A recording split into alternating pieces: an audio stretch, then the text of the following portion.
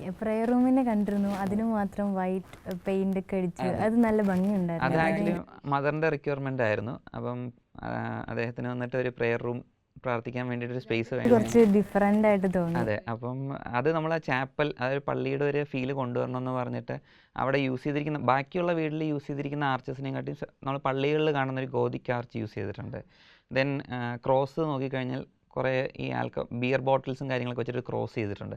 അപ്പം അവിടെ നിന്ന് ലൈറ്റ് അടിക്കുന്ന സമയത്ത് നമ്മൾ ഈ പള്ളിയിലൊക്കെ ഉള്ള സ്റ്റെയിൻഡ് ഗ്ലാസിൻ്റെ ഇതിൽ ലൈറ്റ് അടിച്ച് കഴിഞ്ഞാൽ ഇങ്ങനെ തറയിലൊക്കെ കളർ ലൈറ്റ് വരത്തില്ലേ, ലൈക്ക് ദാറ്റ് നമുക്ക് ആ ഒരു പ്രെയർ സ്പേസിനകത്ത് നമുക്കൊരു ഫീലുണ്ടാവും. ഒരു പ്രെയർ ചെയ്യാനുള്ളൊരു പീസ്ഫുൾനെസ്സും അങ്ങനെയുള്ള കുറച്ച് ഇത് വരാൻ വേണ്ടിയിട്ട് അങ്ങനെ ഒരു രീതിയിൽ ഡിസൈൻ ചെയ്തിരിക്കുന്നത്. ഇപ്പം നമ്മൾ ഇത്രയും കോസ്റ്റ് എഫക്റ്റീവ് ആയിട്ടൊരു വീട് വയ്ക്കുമ്പോൾ അതിൻ്റെ ഗുണങ്ങളും ദോഷങ്ങളും ഉണ്ടായിരിക്കുമല്ലോ.